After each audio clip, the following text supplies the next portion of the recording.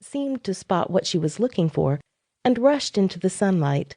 With a flick of her wrist, she pulled an archaeology brush from her bag, rested on one knee, and started to whisk away dirt. Dust clouded around her face. Josh smiled. That should keep her busy for a bit. He took off his hat and stepped into the cave. And another step. Careful, careful. After about 20 short steps, just enough light at the entrance came through to see the cave wall. He stopped and stared. Was that really? He leaned closer. At home, his parents shelved a new set of encyclopedias. Britannica. He had read them, A to Z. Now, he used his near-perfect memory to call up the picture on the cave wall to match a page in the encyclopedia. Ibex. These were ibex. The creature was a deer-like animal from Africa. How did people on another continent, separated by oceans, know to paint them?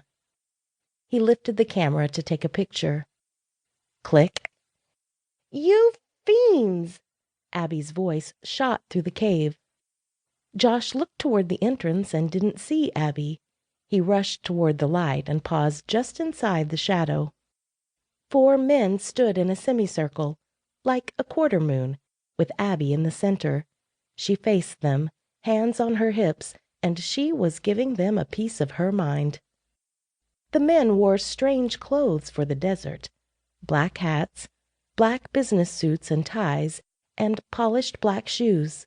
One man was short and held a crowbar, another fat, gripping a pickaxe, and another tall and skinny, wielding a rifle. But the fourth, the one who seemed to be in charge, wore desert garb similar to Josh's.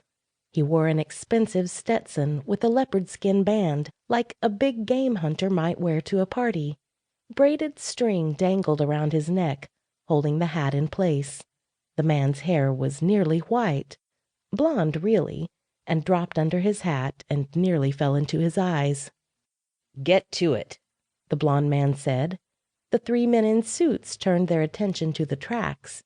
2 lifted their tools and smashed the tracks, the air filling with the sound of metal striking rock. "No!" Abby screamed, and with fists raised, she charged at the 2 men. The third lifted his rifle, and she instantly slid to a halt. "Put the rifle down. We're not shooting a little girl." When the man lowered his gun, Abby leapt toward the men again. The man with the blonde hair grabbed her, and they became a whirl of arms and legs and screams. Finally, he held her on the ground, pinning her arms behind her back. "Keep working," he snarled. Josh had to save Abby, but first he needed evidence. These men would pay for destroying the fossil records. He waited until one of the men lifted a crowbar high, and as it smacked the rock, he snapped a picture. He covered the knob with his hand to quietly wind the film. Again, he waited to take the next picture until the sound covered the camera's snap.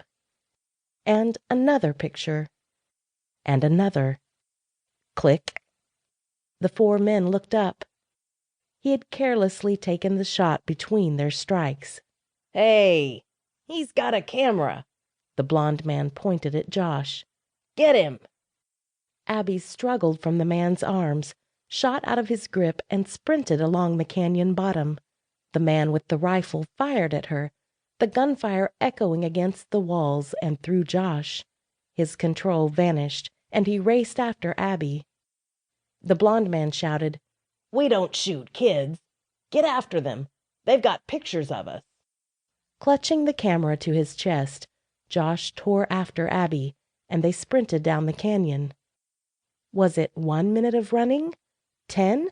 A bazillion? Josh sensed they were racing toward their parents, but he wasn't sure how much longer he could run with the ache in his side, his wobbly legs, and his pouring sweat. Thankfully, Abby paused at a fork in the canyon. "Which way, Josh? We've got to tell Dad." He glanced back. The men were still coming. split up. To keep listening to this audiobook, I've left you a link in the description so you can do it, at no cost thanks to Audible's 30-day free trial.